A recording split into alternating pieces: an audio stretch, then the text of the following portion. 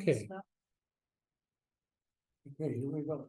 so go ahead and find a comfortable position in your chair, one that allows you to relax, but also stay alert and fairly upright.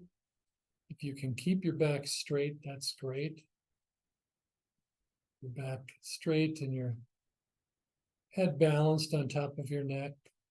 If you tuck your chin in slightly, you'll feel how that kind of stretches the length of your back and allows you to sit straight. You can almost picture it like your spine is like a group of blocks that you've piled up as tall as you can go, and they sit there just resting on each other.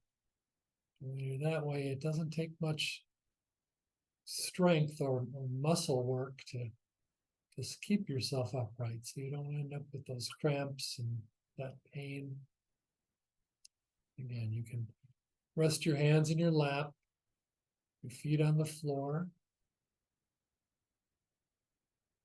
With whatever you're most comfortable with, either close your eyes or leave them about halfway open and just let your gaze lower to the table in front of you. We'll take 3 deep breaths to begin.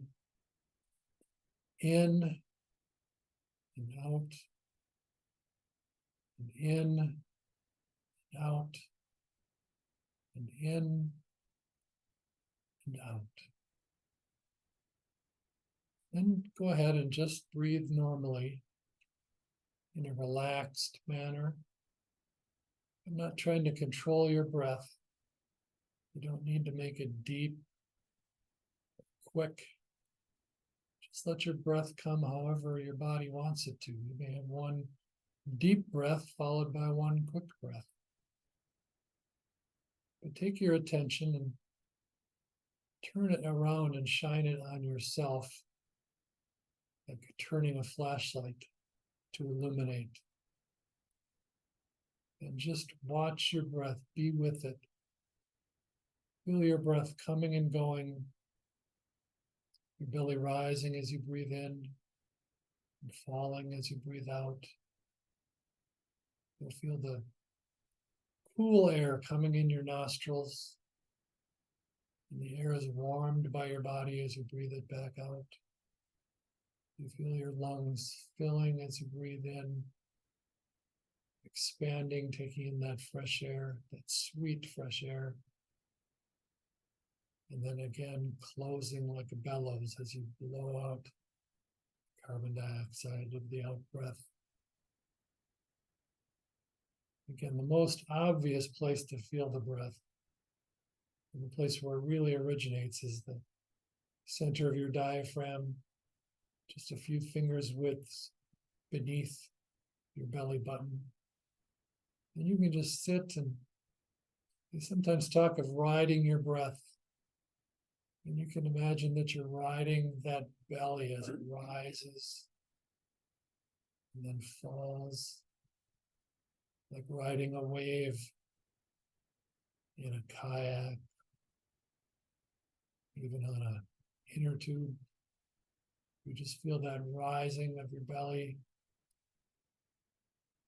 as your lungs fill, the falling of your belly as you breathe out. And you will, I can guarantee you, lose track and forget that you are watching your breath. And that's when our secret power of being able to return comes in. It's a couple of breaths or a couple of minutes that you find yourself off in some worry, fantasy, or memory. Without judgment, you just think, oh, back to the breath. And you return to that feeling of the belly rising as you breathe in and falling as you breathe out. Belly rising and falling. And just in how you watch your breath are some of the key points, some of the key skills in doing mindfulness. First is attention. Just turning your attention onto something of your choice. It can be mindfulness of the body, whether you're standing or sitting, feeling the weight of your body in the chair, mindfulness of breath. You can find that you can even use mindfulness when you're listening to music, to give yourself fully. So often we listen to music and it's just something on in the background, but you can just listen, fully listen to that music and feel the feelings that the composer meant for you to feel, or the writer of the song, without comparing it to other things. Or again, there, if it brings up a memory, that's okay too. I mean, you can come back to listening to that song. And you can probably hear that one of the other skills of mindfulness is to be non-judgmental. You don't think, I'll never be able to do this. There I went off again on some thought and lost track of my breath. I'm too fidgety. My mind is racing. Again, there's no judgment there. We just are what we are. Our breath may be short or long, and our thoughts may be stirred up today or tomorrow. They may be calm as can be. But we don't judge. We accept everything without trying to push it away.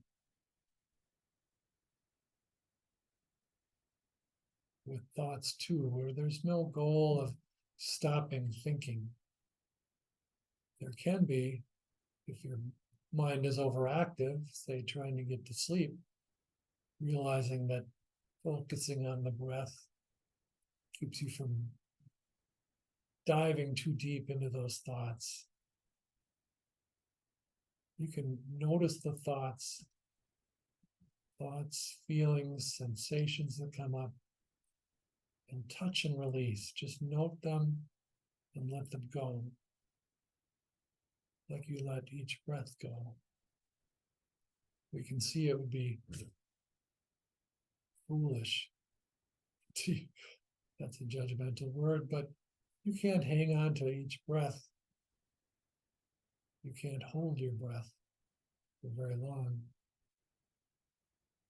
You always need to move on to the next breath. So it is with thoughts. You don't need to engage in them and ride them. You can just notice them. Watch how, like the breath, they arise and fall,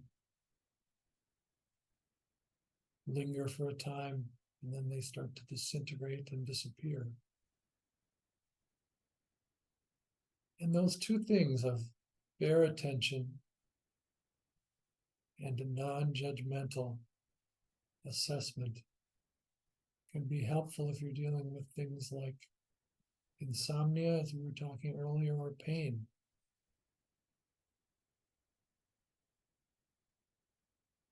What this practice is about is really kind of becoming a student or a scientist who studies their own experience, their own body and mind, their own breath.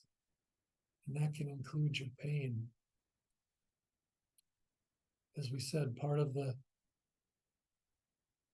focus in mindfulness is to not hang on to anything, but also not to push anything away.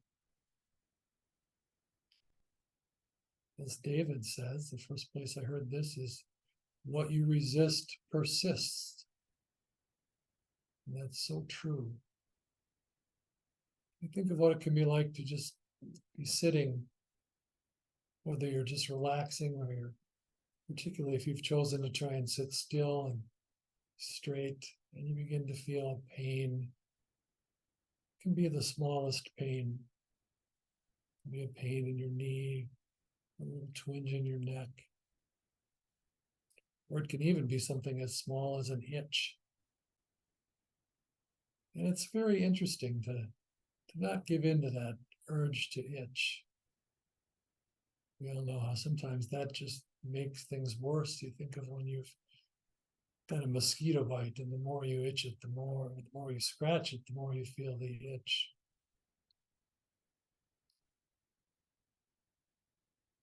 When you have that itch or that pain, you can begin to fall into that pattern of trying to push it away and of judging it, of thinking, I don't like this pain. I want this pain to go away. Just the same way we think about good feelings or good thoughts, if we want to hang on to them. And it seems that the good things leave too soon, and the bad things hang around. But if you look at it, that's not really true. Because the bad things feel like they hang around because we're wanting to get rid of them.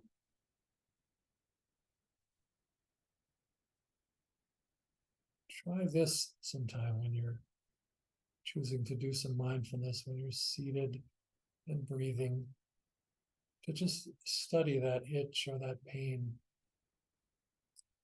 and study and pay attention to that urge that comes to run away from it, to get rid of it, to push it away, to think that everything is wrong because you don't feel good in that moment. And what you can find, this is why we don't want to stop thinking, why we don't want to stop what's our normal way of dealing with things, because we can learn things in just watching them without judgment, without trying to stop them. And what you'll very often find is that what starts with a little itch on the back of your neck, or that pain in your knee, or that inability to sleep, the longer it goes on with you trying to get rid of it, with getting agitated that it's there, the worse it gets. Not necessarily because the pain itself gets worse, but if you watch what's happening, you'll start to notice, perhaps if you have pain, your fists are clenching, or your back is tightening up. You can feel your whole face turning into that mask of pain that we know all too well, seeing in ourselves or other people when they're dealing with really deep pain.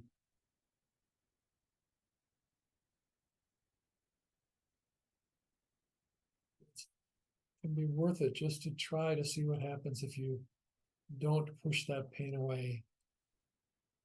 Just try to accept it as what is right now, as what you're dealing with right now. Not pushing away, not getting agitated or angry till your whole body turns into one big stress and knot as you're trying to push that pain away.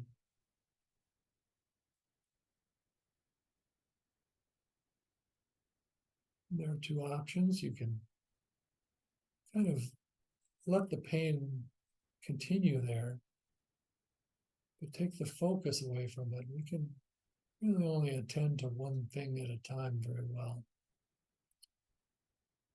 So if you sit there and you pay attention to your breath, at least for the length of that one breath, you're not focused on your pain. You're not magnifying it by pushing it away and turning your whole body into that fist. Another way, as we learn here, that sometimes turning that light around and looking at pain or anger or frustration can loosen some of its power. We think it would be the right thing to do to run away from it.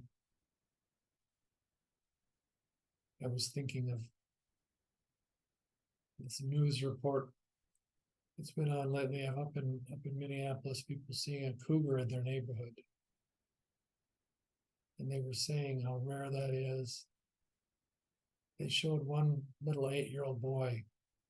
I just loved his attitude about it. He said, "Oh, I would really like to see it. I would do it cautiously and from a distance." And then they said, if you happen to run into one, the last thing to do is to run away, much like as we do with pain. But the best thing to do is to stand your ground, look at it, hold your arms up to make yourself big, and speak to it. And you can even try speaking to your pain, saying, I'm not going to let you ruin my moment, ruin my day, make me create more pain. And in drawing closer to it, you can, oddly enough, get some kind of distance. Go ahead and start cautiously, as that 8-year-old boy said, but just pay attention to the nature and the feeling of your pain. Is it sharp? Is it dull? Does it throb? Does it feel like heat? Cold? Does it make you want to move, or does not moving make it feel better?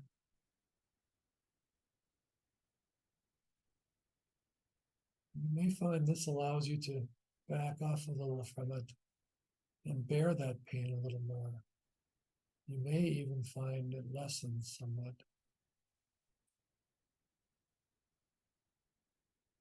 At the very least, you have to go to see your doctor about it. If it's serious enough for that, you'll be able to tell them exactly what it's like when they ask you, where is it? Is it stabbing? Is it throbbing? You'll be able to tell them exactly what it's like because you'll have studied it and paid attention to it. But try that a little bit. It's good to, you don't have to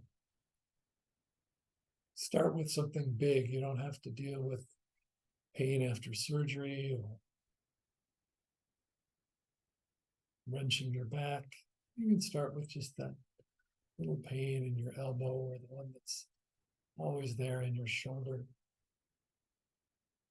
It's like you can start with a squirrel if you want to observe nature. You don't have to go right to that cougar, cautiously observing it. Just try that, much in the same way you watch that breath. Watch it arise and fall, your belly rise, fall. You may be surprised to find it's certainly true with itching sometimes. Just like your breath, it comes and goes. If you don't give in to it, if you don't let it become the focus, you'll be surprised to find that after a couple of minutes, it may completely disappear. If it's a mosquito bite, it may come back. But at least for those few minutes, you've been able to notice that it's not there and feel a little bit free and not so focused on it. So go ahead and try that in the coming week. I say it can be just a little pain from sitting too long or an itch. Experiment with it. See what happens if you just watch your breath or if you really turn to face it. Notice it. Accept it without trying to push it away, without judging it. Too often we even judge it as a reflection of ourselves, much in the same way we do if we can't stop our thinking or we can't follow our breath. We think we're a bad person because we have that pain. We should be able to get better. We shouldn't let it bother us. None of that helps. And none of it's true. So try that this week, and let's come back together again next week and see if anybody found anything interesting about it. So for a moment, just feel your belly rising and falling. Just go back to riding that breath in, then fades away as you breathe out. Another breath arises. You breathe out and that one goes.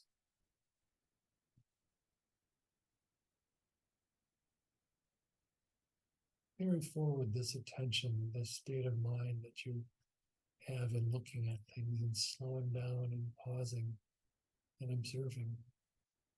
And try it on some of those things that may not be as neutral or as pleasant as simply breathing. Come back to report. We'll take 3 deep breaths now to end. Breathing in, breathing out, breathing in, breathing out, breathing in, and breathing out. And whenever you're ready, go ahead and open your eyes. That was a good one. Oh, yeah. Yeah.